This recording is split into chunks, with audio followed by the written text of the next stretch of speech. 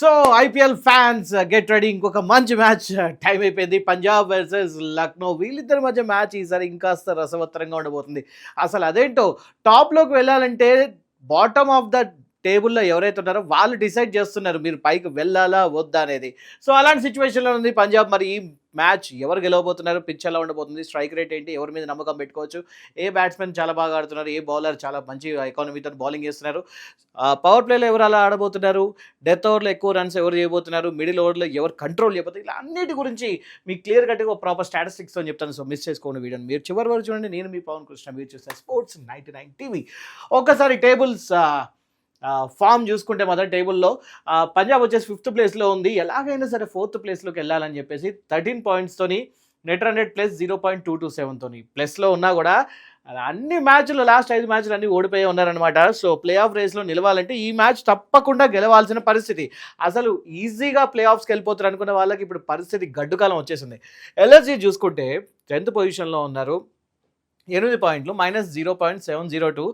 వీళ్ళు గెలిచినా ఓడినా పెద్ద ఫరక్ పడదు ఇప్పుడు. కాబట్టి ఎందుకంటే ఆల్రెడీ టోర్నీలోంచి ఎలిమినేట్ అయిపోయారు. కాబట్టి ఏదో ఇజ్జత్గా వాస్తే కాసేపు అలా వెళ్ళిపోయే అవకాశం ఉంది. ఒకసారి ఓవరాల్గా వీళ్ళిద్దరి మధ్య జరిగిన మ్యాచ్లు హిస్టరీ ఏం చెప్తుంది అంటే, ఇద్దరు కలిసి ఆడిన మ్యాచ్లు 7, అందులో పంజాబ్ 4 టైమ్స్ గెలిస్తే ఎల్ఎస్జీ 3 సార్లు గెలిచిందనమాట. అండ్ ఈ సీజన్ తొలి దశలో జరిగిన మ్యాచ్లో పంజాబ్ 54 రన్స్ తేడాతోనే ఒక ఘన విజయం సాధించిందనమాట ఎల్ఎస్జీ మీద. సో ప్రస్తుతానికి మంచి రికార్డ్ అయితే ఉంది. మరి అది కంటిన్యూ అవుతుందా లేదా, వీడియో చివరి వరకు చూస్తే మీకే తెలుస్తుంది. ఎకానమీ పిచ్ గురించి మాట్లాడుకుంటే మాత్రం ఇది స్పిన్నర్లకి అడ్డా, బ్లాక్ సాయిల్, నల్ల రేగడి మట్టి, కాబట్టి బంతి కాస్త ఆగి వస్తుంది, కాస్త గ్రిప్ దొరుకుతుంది అనమాట గ్రౌండ్ మీద. కాబట్టి స్పిన్నర్లకు మంచి టర్న్ దొరికే అవకాశం ఉంది. సో స్పిన్నర్స్కి ఇక్కడ ఒక మంచి అవకాశం దొరికే ఉందన్నమాట. అండ్ ఇక్కడ డిఫెండింగ్ అడ్వాంటేజ్ ఉందన్నమాట. పిచ్ క్రమంగా స్లో అవుతుంది కాబట్టి మొదట బ్యాటింగ్ చేసే జట్టుకే విజయ అవకాశాలు ఎక్కువ. సో టాస్ గెలిచారంటే బ్యాటింగ్ తీసుకోవాలి.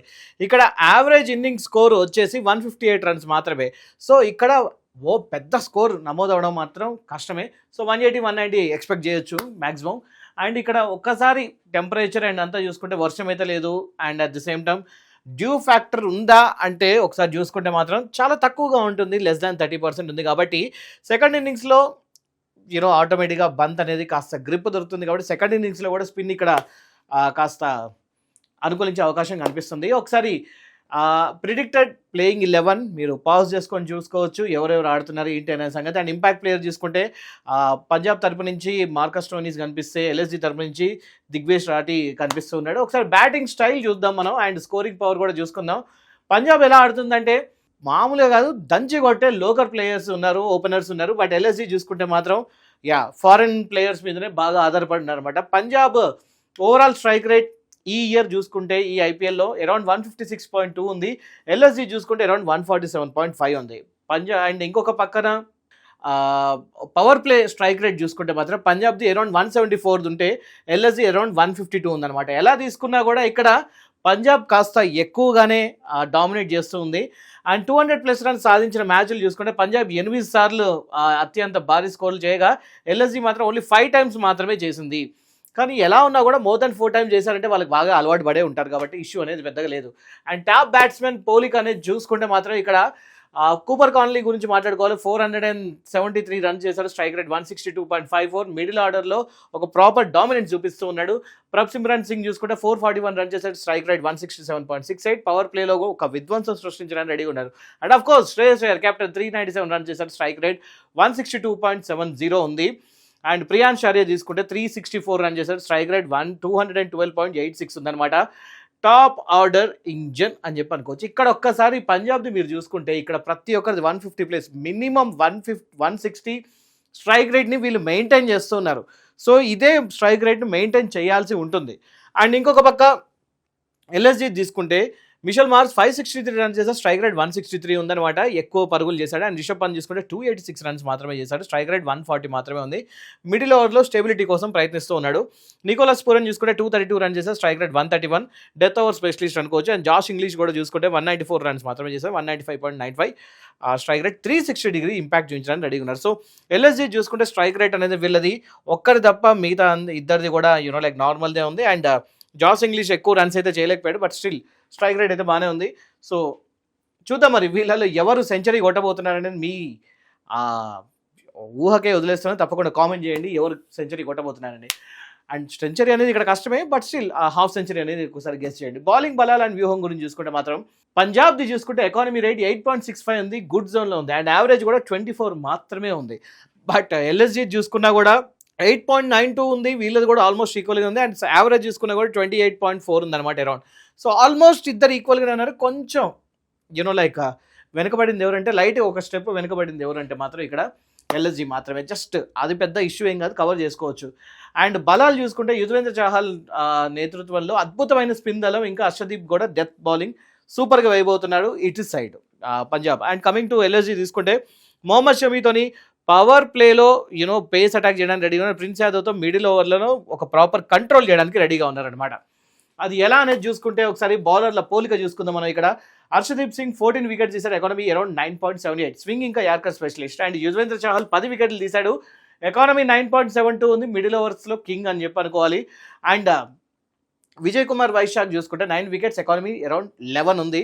అండ్ మార్కస్ జాన్సన్ చూసుకుంటే 7 వికెట్స్, ఎకానమీ అరౌండ్ 10.38, అంటే ఆల్మోస్ట్ 11 దగ్గరనే వీళ్ళు కూడా ఉన్నారనమాట.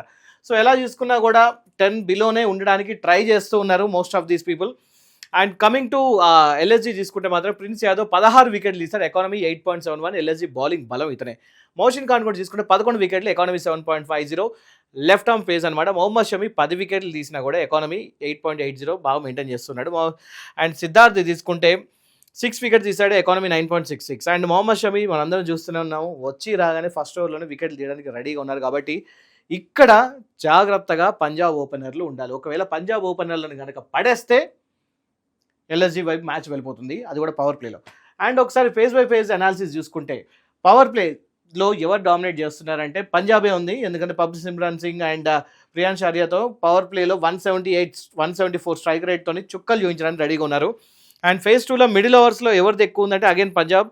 ఎందుకంటే యుజ్వేంద్ర చాహల్ స్పిన్తోని ఇక్కడ అవతల వాళ్ళని పరుగులు కట్టడి చేయడంలో వీళ్ళు కూడా ఇక్కడ ఎక్కువ డామినేట్ చేస్తున్నారు.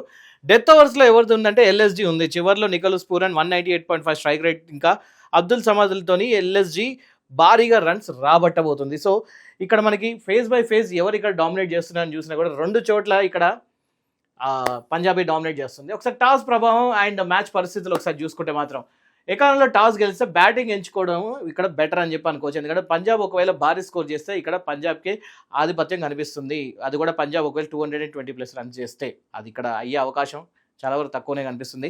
పొడి వాతావరణంలో చేజింగ్ స్పిన్నర్ల దెబ్బకి ఎల్ఎస్జీ కష్టాలు ఇక్కడ తప్పదు, అది కూడా లక్ష్య ఛేదనలో తేమ లేకపోతేనే. అండ్ ఇంకో సినారియో 3 తీసుకుంటే మాత్రం తక్కువ స్కోర్ లెస్ దెన్ 170 రన్స్ చేస్తే అప్పుడు తప్పకుండా రిషబ్ పంత్ అనుభవం వల్ల ఎల్ఎస్జీకి ఇక్కడ లాభం కనిపిస్తూ ఉంది. అండ్ ఫైనల్ వెర్డిక్ట్ ఒకసారి చూసుకున్నట్లయితే ఎవరు ఎక్కువ గెలవడానికి ఛాన్సెస్ కనిపిస్తుందంటే పంజాబ్కి 54.5% ఉంది, ఎల్ఎస్జీకి 45.5% గెలిచే అవకాశాలు ఉంది. ఎందుకంటే ముఖాముఖి ఆధిపత్యం చూసుకుంటే ఎల్ఎస్జీ మీద గత 3 మ్యాచ్లో వరుసగా పంజాబ్దే విజయం ఉంది. కాబట్టి ఒక సైకలాజికల్గా వాళ్ళు కొంచెం స్ట్రాంగ్గా ఉండే అవకాశం కనిపిస్తుంది. స్పిన్ దళం చూసుకుంటే పిచ్ నెమ్మదిస్తున్న సమయంలో యుజ్వేంద్ర చాహల్ ఒక మంచి మ్యాజిక్ చేయడానికి రెడీగా ఉన్నారు. అండ్ ప్లే ఆఫ్ పట్టుదల టోర్నీలో నుంచి నిష్క్రమించిన ఎల్ఎస్జీతో పోలిస్తే ప్లే ఆఫ్ కోసం ప్రాణం పెట్టి ఆడే పంజాబ్కే ఇక్కడ గెలుపు కసి ఎక్కువగా కనిపిస్తుంది. బట్ ఇక్కడ గెలుపు కసి ఒకటే సరిపోదు, ప్రెషర్ అనేది బిల్డ్ అయి ఉందన్నమాట పంజాబ్ మీద. బ్యాక్ టు బ్యాక్ మ్యాచెస్ ఓడిపోయారు, లైన్గా ఎన్నైతే గెలిచారో లైన్గా అన్నీ ఓడిపోతూ వచ్చారనమాట. సో ఈ మ్యాచ్ ఓడిపోతే ఇంటికి వెళ్ళిపోవడం ఖాయం. సో ఎల్ఎస్జీ పోతూ పోతూ తనతో పాటు ఇంకొక రాజపీని కూడా తీసుకొని వెళ్ళిపోయే అవకాశం లాగా కనిపిస్తుంది అనమాట. సో మరి ఇటువంటి సిచ్యువేషన్లో ఎవరు గెలుస్తారని మీకు అనిపిస్తుంది? ఓవరాల్ ఇదంతా చూసిన తర్వాత పంజాబ్ గెలుస్తుంది, పంజాబ్ గెలవాలని కోరుకుంటున్నారా? తప్పకుండా పంజాబ్ అని కామెంట్ చేయండి. అండ్ ఎల్ఎస్జీ వెళ్తూ ఒక హిట్ కొట్టాలని చెప్పి అనుకుంటారా? ఎల్ఎస్జీ అని కామెంట్ చేయండి. అండ్ మీ ఫేవరెట్ ప్లేయర్ ఎవరు అనేది కూడా కామెంట్ చేయండి. అండ్ స్కోర్ ఎంత ఉండబోతుంది అనేది కూడా కామెంట్ చేయండి. ఎందుకంటే చాలామంది నిన్న కామెంట్ చేస్తారు అండ్ వెరీ గుడ్, చాలామంది చాలా యాక్టివ్గా కామెంట్ చేస్తున్నారు. మీరు కూడా కామెంట్ చేయండి, చూద్దాం ఎవరిది నిజం అవుతుంది అనేది. అండ్ వీడియోని వస్తే లైక్, షేర్ అండ్ సబ్స్క్రైబ్. ఇంకో వీడియోతో మళ్ళీ కలుసుకుందాం. Thank you so much.